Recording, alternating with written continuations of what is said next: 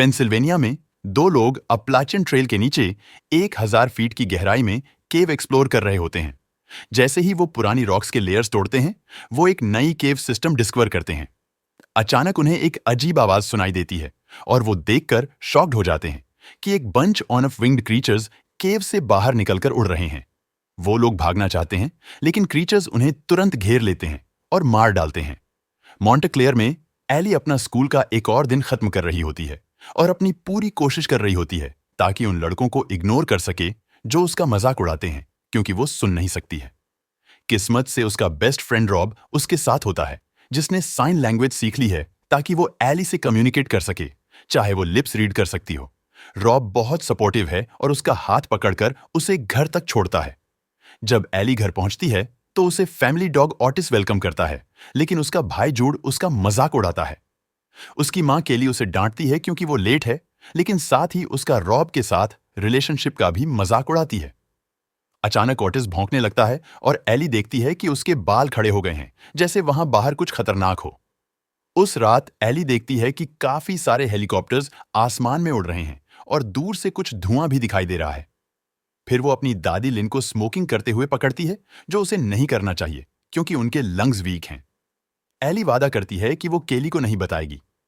बाद में एली अपने पेरेंट्स को बात करते हुए देखती है और रिवील करती है कि उसने 3 साल पहले अपने सुनने की कैपेसिटी और अपने पैटर्नल ग्रैंड पेरेंट्स को एक कार एक्सीडेंट में खोया था, लेकिन उसे लगता है उसके पेरेंट्स ने सबसे ज्यादा खोया। वो सोने के लिए जाती है और अपने टैबलेट पर रॉब का मैसेज चेक करती है, जिसमें एक मिस्टीरियस फ्लाइंग क्रीचर्स का वीडियो होता है जो रात को आसमान में उड़ रहे हैं। उस मोमेंट पे उसके पिता ह्यू उसे डिस्टर्ब करता है और उसको रॉब को लेकर चिढ़ाता है। एली फिर सोने की तैयारी करती है, लेकिन ऑटिस अब भी टेंस लगता है। रात के बीच में केली एली को उठाती है और लिविंग रूम में ले जाती है, जहां फैमिली और ह्यू का बेस्ट फ्रेंड ग्लेन न्यूज देख रहे होते हैं।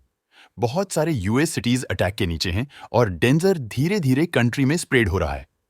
पहले तो लोगों ने सोचा कि यह टेररिस्ट अटैक है, लेकिन जल्दी ही फोन वीडियोस वायरल हो जाते हैं जो सड़क पर बिछी हुई म्यूटिलेटेड बॉडीज दिखाते हैं। एक वीडियो में एक मां अपने बेटे के मुंह पर टेप लगा रही होती है और एक साइन लगाती है जिसमें लिखा होता है, डोंट मेक नॉइज। उस मोमेंट पे उन्हें एक एक्सप्लोजन सुनाई देता है और फैमिली बाहर भागकर जेट्स को फ्लाई करते हुए देखती है। जब वो वापस अंदर जाते हैं तो न्यूज एक नई वीडियो दिखाते हैं जो एक्सप्लोरेशन टीम की होती है, जो कंफर्म करती है कि कुछ एंशंट क्रीचर्स एक पुरानी केव से निकल आए हैं और अब ह्यूमंस पे अटैक कर रहे हैं। अचानक टीवी इमरजेंसी ब्रॉडकास्ट सिस्टम पे स्विच हो जाता है, जो सबको एडवाइस करता है कि वो लोग अपने घर के अंदर ही रहें, डोर्स और विंडोज लॉक करें और शोर ना मचाएं। एली पॉइंट आउट करती है कि सिटीज सबसे खराब जगह है क्योंकि वहां ज्यादा नॉइज होती है, इसलिए फैमिली डिसाइड करती है कि वो लोग सिटी छोड़कर चले जाएंगे। ग्लेन और जूड एक कार में निकलते हैं और बाकी सब दूसरी कार में ऑटिस के साथ निकलते हैं। जैसे ही वो ड्राइव करते हैं, उन्हें दिखता है कि पूरा सिटी धुएं से घिरा हुआ है।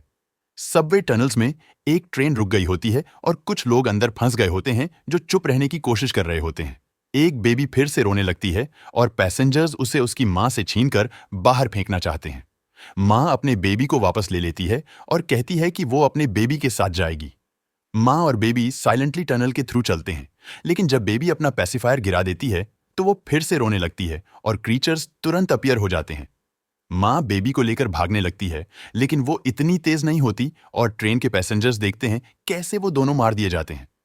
वापस फैमिली की तरफ रेडियो पे सुनाई देता है कि डेथ टोल कैटास्ट्रोफिक नंबर्स तक पहुंच गया है। एली अपने टैबलेट पे रॉब से बात करती है, जो बताता है कि उनकी फैमिली ने अथॉरिटीज के रेकमेंड करने पे घर पर रहने का फैसला किया है। फैमिली रास्ते में एक गैस स्टेशन पे रुकती है ताकि सप्लाईज ले सके और एली ऑटिस को वॉक करवाती है ताकि वो टॉयलेट जा सके। अचानक ऑटिस एक आर्म्ड मैन को देखकर भौंकने लगता है, जो स्काई में शूट करता है और फैमिली से उनकी कार मांगता है। ह्यू तैयार होता है उसे कीज देने के लिए, लेकिन ग्लेन उस आदमी को लेग में शूट कर देता है और ऑटिस उस पर जंप करता है। फिर ग्लेन उस आदमी का वेपन ले लेता है और फैमिली अपनी कार में निकल जाती है, बिना सोचे कि उस आदमी का क्या होगा। टेंशन और डर जूड को इतना एंग्जियस कर देते हैं कि वो डिसाइड करता है अपनी कार चेंज करके अपने पेरेंट्स के साथ राइड करेगा। एली अपने टैबलेट पे न्यूज फॉलो करती रहती है और सीखती है कि क्रीचर्स का नाम वेस्प्स रखा गया है, जो स्पेनिश वर्ड वॉस्प्स से लिया गया है, क्योंकि वो इंसेक्ट्स जैसी ही स्वार्म करते हैं। अचानक ह्यू ब्रेक्स लगाता है, एक क्रैश अवॉइड करने के लिए। रोड पे बहुत ट्रैफिक होता है, इसलिए वो डिसाइड करते हैं ऑफ रोड जाने का और सिविलाइजेशन से दूर जाने का। वो लोग एक गेट क्रॉस करते हैं और एक आइसोलेटेड रोड पे पहुंच जाते हैं जब रेडियो स्टेट्स का नाम लेने लगता है जो अटैक के अंडर हैं। अपने टैबलेट पे एली टेरिफाइंग इमेजेस देखती है जो कंट्री के ट्रेजेडीज को दिखाते हैं। कुछ घंटे के ड्राइव के बाद ग्लेन दूसरी कार से कॉल करके कहता है कि रोड डिफिकल्ट होता जा रहा है, इसलिए वो रुक कर पाथ क्लियर करेगा। लेकिन कुछ हिरण अचानक जंगल से निकलकर रास्ता ब्लॉक कर देते हैं, जिससे ग्लेन को उन्हें डॉज करना पड़ता है और उसकी कार रोड से निकलकर नीचे गिर जाती है। उसकी कार उलट जाती है और रूफ पे लैंड करती है, जिससे ग्लेन अंदर फंस जाता है। ह्यू हेल्प करने के लिए भागता है, लेकिन कितना भी ट्राई करे वो डोर ओपन नहीं कर पाता और ग्लेन का लेग फंसा होता है, इसलिए वो विंडो से उसे बाहर नहीं खींच सकता। केली 911 कॉल करने की कोशिश करती है, लेकिन कोई आंसर नहीं करता और ह्यू फिर से डोर को टूल से खोलने की कोशिश करता है, लेकिन फेल होता है। ग्लेन अपनी सिचुएशन को समझ जाता है और ह्यू से अपने गन्स लाने के लिए कहता है, और जब उसके पास गन्स होती है वो फैमिली को बिना उसके निकलने के लिए कहता है। ह्यू हेजिटेट होता है और प्रॉमिस करता है कि वो हेल्प लेकर वापस आएगा। फैमिली वापस कार में बैठती है और ऑटिस भौंकना शुरू कर देता है। एली देखती है कि उसके बाल खड़े हो गए हैं और उसे नो नॉइज वार्निंग याद आती है, तो वो अपने डैड से इंजन ऑन ऑफ करने के लिए कहती है। अनफॉर्चुनेटली इट्स टू लेट और एक वेस्प कार के विंडो से टकरा जाता है। ऑटिस और भी ज्यादा भौंकता है जब वो वेस्प को देखता है, जो और ज्यादा वेस्प्स को अट्रैक्ट कर लेता है जो विंडो पे हिट करते रहते हैं। लिन चीखती है और ग्लेन भी वेस्प्स के रोअर्स को सुन सकता है। फैमिली को बचाने के लिए ग्लेन अपने गन्स से शूट करने लगता है, जिससे वेस्प्स उसके कार के आसपास इकट्ठा हो जाते हैं और उसे तुरंत मार डालते हैं। ऑटिस अब भी भौंकना नहीं छोड़ता जब तक ह्यू उसे कॉम करने की कोशिश करता है, इसलिए ह्यू के पास कोई चॉइस नहीं होती। अपनी बेटी की रिक्वेस्ट इग्नोर करके वो ऑटिस को कार से बाहर धकेल देता है और वेस्प्स उसे मार डालते हैं। कुछ घंटे के बाद फैमिली अब भी कार में बैठी होती है। जगह क्वाइट होती है, लेकिन अब भी कुछ वेस्प्स आसपास होते हैं, इसलिए फैमिली कार स्टार्ट करने से डरती है। लेकिन वो लोग वहां हमेशा नहीं रह सकते, इसलिए ह्यू बहुत केयरफुली कार से निकलता है इन्वेस्टिगेट करने के लिए। उस मोमेंट पे लिन को एक अस्थमा अटैक होता है और इनहेलर लेने में जो कुछ सेकंड्स लगते हैं वो काफी होते हैं एक वेस्प के कार पे लैंड करने के लिए। ह्यू धीरे से टूल उठाता है जो उसने पहले गिरा दिया था और उसे आगे फेंकता है, तो वेस्प उसके पीछे जाता है बिना उसे नोटिस किए। जब वेस्प ऑन जाता है, ह्यू वापस कार में आता है और साइन लैंग्वेज यूज करके एक्सप्लेन करता है कि क्रीचर्स साउंड से हंट करते हैं क्योंकि वो ब्लाइंड हैं। फैमिली अग्री करती है कि वो सब डिवाइसेस ऑफ कर देंगे और सिर्फ साइन लैंग्वेज से बात करेंगे। फिर ह्यू लिन से उसका लाइटर मांगता है, जो केली को शॉक कर देता है क्योंकि उसे पता चलता है कि उसकी मां स्मोक करती है। ह्यू ग्लेन की कार के पास जाता है और बॉडी को गुड बाय कहता है, फिर कार को आग लगा देता है। वेस्प्स तुरंत बर्निंग व्हीकल के आसपास इकट्ठा हो जाते हैं और कार एक्सप्लोड होने पर सब मर जाते हैं। अब फैमिली पैदल ट्रैवल करने लगती है। लंबी वॉक लिन को और ज्यादा वीक फील करवाती है, इसीलिए उसे केयरफुल रहना पड़ता है कि जब उसको सांस लेने में दिक्कत होती है और वो इनहेलर यूज करती है तो वो शोर न मचाए। फैमिली अग्री करती है कि वो रेस्ट करेंगे और ह्यू मौका लेता है अपनी बेटी एली से ऑटिस के लिए माफी मांगने का, एक्सप्लेन करता है कि उसके पास कोई चॉइस नहीं थी। लिन केली से चाहती है कि वो बच्चों को बता दे कि उसे लंग कैंसर है, लेकिन केली रिफ्यूज करती है ताकि दिन और ज्यादा डिप्रेसिंग ना हो। बाइनोक्यूलर्स यूज करके जूड आसपास एक घर देखता है और फैमिली वहां जाने का प्लान बनाती है। रात हो चुकी होती है जब वो फेंस तक पहुंचते हैं और जैसे ही ह्यू फेंस को ओपन करने की कोशिश करता है तो एक्सीडेंटली बेल बच जाती है। जल्दी से एक वेस्प फेंस पे लैंड करता है और साथ ही होमओनर बाहर आता है, थ्रेट करता है कि अगर इंट्रूडर्स आए तो वो शूट कर देगा। ऐसा लगता है कि उसकी आइसोलेशन ने उसे सिचुएशन से अनजान रखा है और उसकी आवाज तुरंत काफी सारे वेस्प्स को अट्रैक्ट करती है जो उसे कुएं में धकेल कर जल्दी से मार डालते हैं। फैमिली डिसाइड करती है कि वो एक अल्टरनेट एंट्रेंस ढूंढेंगे और नियर बाय एक ड्रेनेज पाइप मिलता है। ह्यू पहले जाता है और पाइप के थ्रू क्रॉल करता है बिना यह नोटिस किए कि मिट्टी में एक सांप छुपा हुआ है। जब वो दूसरी साइड पहुंचता है तो वो घर में एंटर करता है और कंफर्म करता है कि घर खाली है, फिर अपनी फैमिली को अंदर आने का सिग्नल देता है। ग्रुप भी पाइप से क्रॉल करना शुरू करता है और इस बार सांप निकल आता है, हिसिंग करते हुए। पाइप एको करता है और एक वेस्प हिस सुनकर उड़ जाता है स्नेक को पकड़ने के लिए। साथ ही एक दूसरा वेस्प दूसरी एंड पे जाकर केली पे अटैक कर देता है, उसकी लेग को जख्मी कर देता है। केली की चीख सुनकर ह्यू तुरंत वुडचिपर एक्टिवेट करता है और सारे वेस्प्स मशीन में उड़ जाते हैं और तुरंत मर जाते हैं। उसके बाद फैमिली केली को घर के अंदर ले जाती है। लिन पहले नर्स थी, तो वो केली के पैंट्स को काटकर जख्म का ख्याल रखती है, जो एक्सपेक्टेड से ज्यादा सीरियस होता है।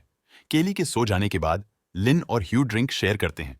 बाहर वेस्प्स वापस कुएं के पास आते हैं डेड होम ऑनर को खाने के लिए। ऊपर एली अपने टैबलेट से रॉब से कांटेक्ट बनाने में सफल होती है, जो गंदी चीजों से कवर्ड दिखाई देता है। वो बताता है कि उसके पेरेंट्स मर चुके हैं और एली उसे केबिन में ज्वाइन करने के लिए इनवाइट करने की कोशिश करती है, लेकिन उस मोमेंट पे कनेक्शन कट जाता है। अगली सुबह एली न्यूज पे देखती है कि काफी लोग वेस्प्स को रिलीजियस सिंबल्स के रूप में देख रहे हैं और एथिस्ट्स को जला रहे हैं। लिन केली के जख्म को चेक करती है और नोटिस करती है कि वो और बिगड़ रहा है, तो वो दूसरों को बताती है कि उसे एंटीबायोटिक्स चाहिए होंगे सर्वाइव करने के लिए। बेसमेंट से एक हथियार लेकर ह्यू और एली निकलने की तैयारी करते हैं। जूड भी साथ जाना चाहता है, लेकिन ह्यू उससे अपनी दादी की रक्षा करने के लिए कहता है। फिर ह्यू और एली फ्रंट गेट को थोड़ा सा ओपन करते हैं, ध्यान रखते हुए कि बेल ना बच जाए। ह्यू डोर को ग्राउंड से जाकर देता है ताकि और कोई नॉइज ना हो, और दोनों केयरफुली नैरो गैप से निकल जाते हैं। एरिया में काफी वेस्प्स उड़ रहे होते हैं, लेकिन दोनों उन्हें इग्नोर करते हुए नियरेस्ट टाउन की तरफ चलते हैं। रास्ते में उन्हें डेड बॉडीज मिलती हैं जिन पे वुंड्स होते हैं, जो दिखाते हैं कि दूसरे ह्यूमंस ने यह किया है। जब वो टाउन पहुंचते हैं तो वो खाली होता है और हर जगह ब्लड स्टेन्स होते हैं। रेवरेंड उन्हें दूर से देख रहा होता है। फार्मेसी का फ्रंट डोर लॉक्ड होता है, तो ह्यू और एली को बैक से एंटर करना पड़ता है। अंदर वो गंदी बदबू होती है जो डेड बॉडीज की होती है, जो सप्लाईज लेने की कोशिश करते हुए मारे गए होते हैं। जब ह्यू एंटीबायोटिक्स उठाता है, एली क्लोजर लुक लेती है बॉडीज पे और डिस्कवर करती है कि वेस्प्स ने उनमें एग्स दे रखे हैं। अचानक एक बेबी वेस्प एग तोड़कर निकलता है और एली के फेस पे फ्लूइड स्प्लैश कर देता है, जिससे वो हांफने लगती है। 3 बड़े वेस्प्स उसकी आवाज सुनकर शेल्व्स पे लैंड करते हैं, एक और नॉइज का वेट करते हुए। एली आसपास देखती है और फायर अलार्म देखती है, तो ह्यू मॉप मांगता है। एली क्वाइटली उससे मॉप देती है। ह्यू फायर से लाइट करता है और अलार्म एक्टिवेट करता है।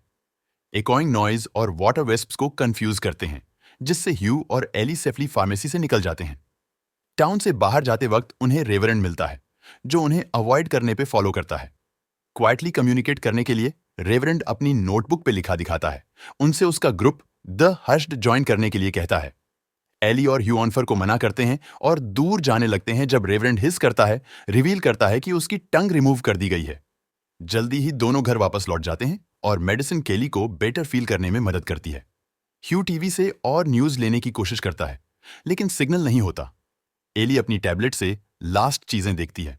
CNN एक बंकर से ब्रॉडकास्ट कर रहा है और उनका सिग्नल वीक है, और वेस्प्स को इंटेंस कोल्ड पसंद नहीं है और स्नो में उनके डेड बॉडीज की पिक्चर्स हैं। मतलब आर्कटिक सर्कल के ऊपर लोग सरवाइव कर रहे हैं। दूसरी तरफ कंट्री के काफी रीजन्स वाइब्ड ऑन ऑफ हो रहे हैं। यह एरियाज दी ग्रे कहलाते हैं क्योंकि उनका सब टेक्नोलॉजी से कनेक्शन कट गया है। जूड अपने आप को कार्ड से एंटरटेन करने की कोशिश करता है और ह्यू उसके लिए एक स्टेक कार्व करता है ताकि वो भी फाइट कर सके। एक शाम रेवरेंड घर के बाहर दिखाई देता है, एक ग्रुप के साथ जिनकी सबकी टंग्स मिसिंग होती हैं। ह्यू बाहर आता है और उन्हें फैमिली को अकेला छोड़ने के लिए कहता है, लेकिन रेवरेंड कंटिन्यूअसली पूछता है कि वो ज्वाइन कर ले और मेंशन करता है कि एली फर्टाइल है। ह्यू एक वेपन बाहर लाता है उन्हें डराने के लिए, लेकिन रेवरेंड को पता होता है कि वो शूट नहीं करेगा क्योंकि नॉइज वेस्प्स को अट्रैक्ट कर लेगा। ग्रुप एक साइलेंट प्रेयर शेयर करते हैं और फिर चले जाते हैं। कुछ देर बाद एली को रॉब से मैसेज मिलता है, जो बताता है कि वो कोल्ड नॉर्थ की तरफ जा रहा है, जहां सर्वाइवर्स ने एक रेफ्यूज बनाया है। अनफॉर्चुनेटली डायरेक्शंस देने से पहले सिग्नल फिर से कट ऑन ऑफ हो जाता है। रात के बीच में ह्यू एक नॉइज सुनता है और फैमिली चेक करती है बाहर जाके, तो पाते हैं कि एक लड़की डोर के पास वेट कर रही है। वो उसे अंदर ले आते हैं और क्वेश्चंस पूछते हैं, ओनली टू डिस्कवर कि उसकी टंग मिसिंग है। लड़की को रेवरेंड ने भेजा होता है और जब वो अपनी जैकेट ओपन करती है तो रिवील करती है बंच ऑन फोन्स उसके शरीर से बंधे होते हैं। साथ ही एली अपने विंडो में एक शैडो नोटिस करती है और क्लोजर लुक लेने पे देखती है कि एक फोन ग्लास पे टेप किया गया है। अचानक वो फोन और लड़की के पास वाले फोन्स रिंग करना शुरू कर देते हैं, जिससे वेस्प्स घर की ओर आने लगते हैं और विंडोज के अगेंस्ट क्रैश करते हैं। ह्यू लड़की से सारे फोन्स ले लेता है और पानी में डाल देता है और सारे फोन से आ रही आवाज बंद हो जाती है। एक वेस्प एली के विंडो से आता है, लेकिन वो रूम से बाहर भाग जाती है और डोर को लॉक कर देती है। जब सारे फोन्स रिंग करना बंद कर देते हैं तो लगता है वेस्प्स गिव अप कर रहे हैं, लेकिन एक और फोन दूसरी विंडो पे नॉइज कर रहा होता है। वेस्प्स ग्लास ब्रेक करने के क्लोज होते हैं। ह्यू और जूड विंडो ब्लॉक करने की कोशिश करते हैं जब महिला बेसमेंट में छुपने के लिए भागती है। बेसमेंट में द हश्ड के 3 मेंबर्स वेट कर रहे होते हैं और तुरंत एली को कैप्चर करने लगते हैं। केली हैमर से अटैक करने की कोशिश करती है, लेकिन वो इजीली उसे दूर कर देते हैं और एली और लड़की को लेकर भाग जाते हैं।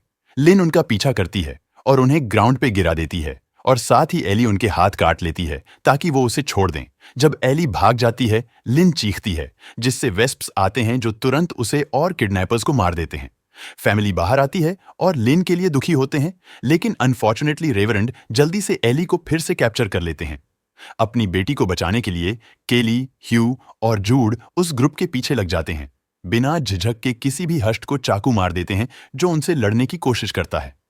जब एली फ्री होती है, वो भी फाइट ज्वाइन कर लेती है और एक आदमी को बड़े रॉक मारकर गिराने की कोशिश करती है। ह्यू रेवरेंड को टैकल करता है और चॉक करने की कोशिश करता है, लेकिन रेवरेंड उसे नाइफ से स्टैब कर देता है। फिर ह्यू हेडबट करके उसे नॉक डाउन कर देता है। केली जब लास्ट आदमी को मार देती है तो सिर्फ एक छोटी लड़की और एक औरत ही हश्ड में से बचती है, जो डर के मारे वहां से भाग जाती हैं। केली ह्यू के जख्म से चाकू निकालती है और ह्यू अपने वेपन से रेवरेंड को मार डालता है। अगले दिन फैमिली नॉर्थ की तरफ ट्रैवल करना शुरू करती है, सिर्फ रात को रेस्ट करने के लिए रुकते हैं। आखिरकार वो एक माउंटेन के ऊपर पहुंचते हैं और सर्वाइवर्स के छोड़े हुए साइंस को फॉलो करके एक रेफ्यूज ढूंढ लेते हैं। वहां एली रॉब से मिलती है, जो उसे बो चलाना सिखाता है, और अब दोनों मिलकर वेस्प्स को हंट करते हैं जब भी वो उनके नए घर के पास आते हैं।